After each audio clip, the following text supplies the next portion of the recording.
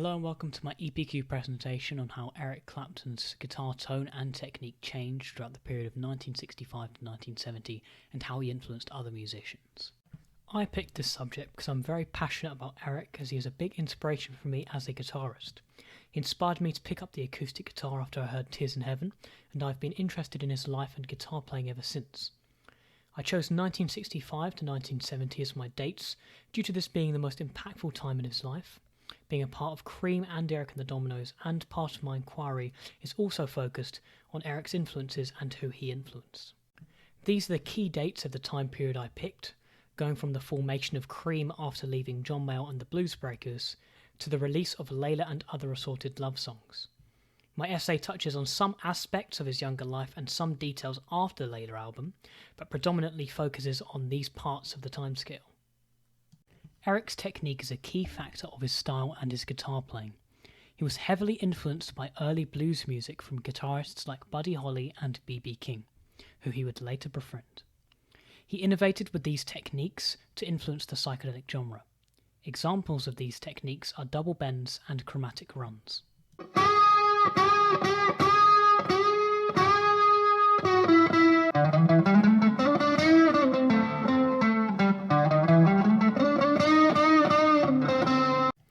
Double bends are when the guitar's strings are bent in two different areas, being pushed off their usual frets to create different notes, and chromatic runs are where different notes of a certain scale are played in quick succession to allow a transfer between notes.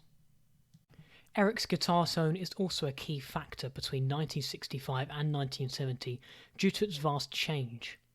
As a part of Cream, he boosted his treble on his guitar to sound very aggressive, and as a part of Derek and the Dominoes, he boosted his mid to make the lower notes of his guitar sound fuller.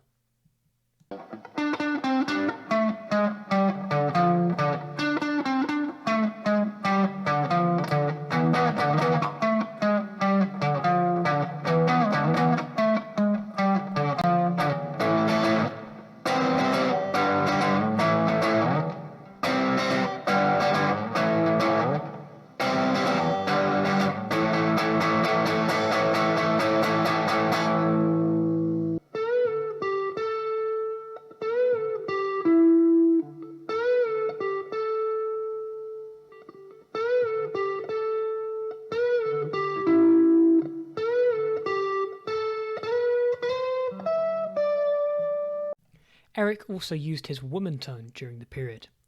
This is impossible for me to recreate with my current gear, yet it is featured in this interview with the BBC. I like that.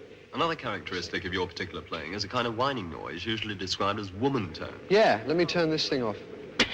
Can you tell us what that is? The woman tone is produced by using either the bass pickup or the lead pickup, but with all the bass off.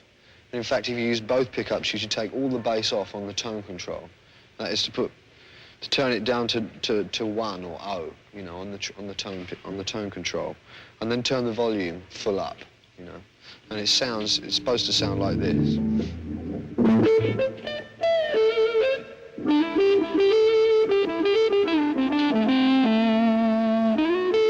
The kind of blues I play I started playing was one of accompaniment, you know, of lead accompaniment. So that is quite difficult, you know.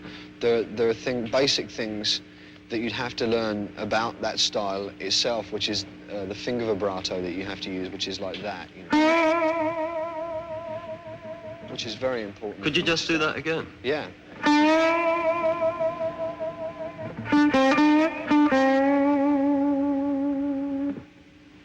You see, that itself is very difficult, can take you a long time to play. The first song I focused on in my essay was I Feel Free, which was Cream's first single. In this song, Eric uses the Hendrix chord.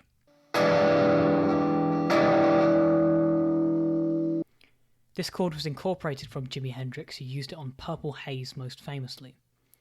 Eric's soloing was also on the song, yet not as drastically as his later work. I next focused on Strange Brew, which is an iconic and repetitive song synonymous with Cream's Disraeli Gears album. The rhythm part fits perfectly beneath the lead guitar, which illustrates some of Eric's masterful technique.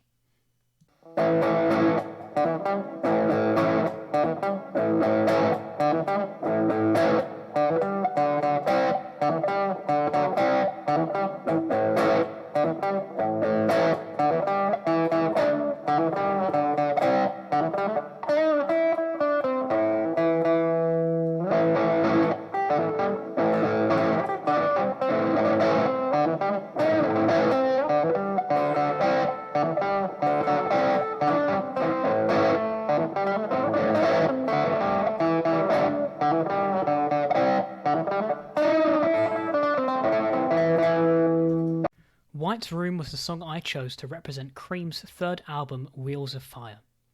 It was the first instance when Eric utilised the wah pedal, which Jimmy inspired him to do after his iconic creation of Voodoo Child. White's Room features dissonant opening chords alongside a catchy rhythm part and a fusionist solo that became the second best wah pedal solo ever according to the Rolling Stone magazine.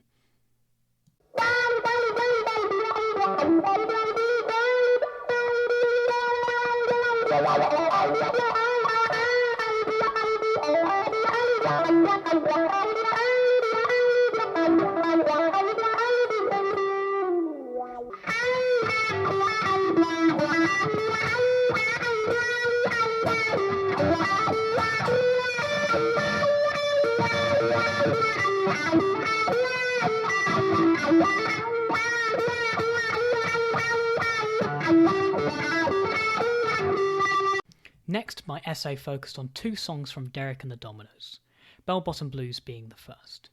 The song was very clearly about Pattie Boyd, the wife of George Harrison, and the passionate rhythm guitar is key to this.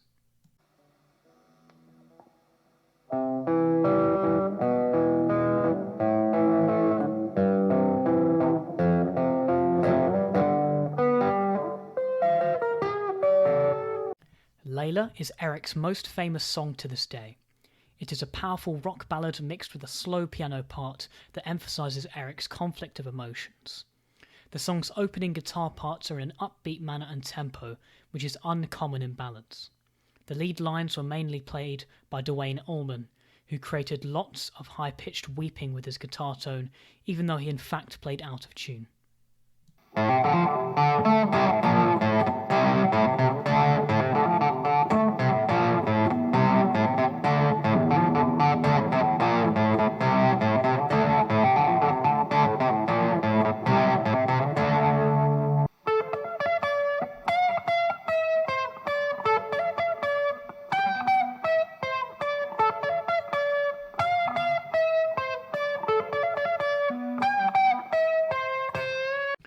Overall, my EPQ has been incredibly exciting and fulfilling. It has improved my research and essay writing skills, which will be particularly valuable for me in the future. Learning so much about Eric in terms of guitar has also improved my own guitar playing, as I now incorporate Eric's techniques into my own guitar style. I would definitely say that the EPQ process has been a learning curve for me, as I did have some timing issues with some aspects of it. However, I feel that I've overcome this well, and if I was to change anything regarding my EPQ process, then I would look towards my time management. My unseen question was about Eric's influence, specifically in modern bands. There are lots of examples of Eric's influence throughout modern music, with bands like Led Zeppelin and Rush. Additionally, many modern guitarists like John Mayer and Eric Johnson cite Eric as a key influence to their tone and technique. Eddie Van Halen is a key figure that references Eric as an influence, stating that Eric is the main guitarist that influenced him. Eddie also wrote the description of Eric for the Rolling Stone magazine's list of the greatest guitarists of all time, where Eric received second place just behind Jimi Hendrix. Eric's influence and impact are still felt to this day, where one of his guitars that he used around the era I discussed sold for $1.5 million in a recent auction. Thank you very much for watching my presentation. I would like to end with a very inspirational and heartwarming speech from the legend of blues guitar B.B. King that was influenced by Eric and also influenced Eric. This is from Eric's Crossroads Guitar Festival, where he was raising money for his charity. Again, thank you for watching. But I'd like you to know that I've been around the world. I've played 90 different countries around the world, and I've met many people, kings and queens. But I've never met a better man, a more gracious man than my friend. I like to call him my friend, Eric Clapton.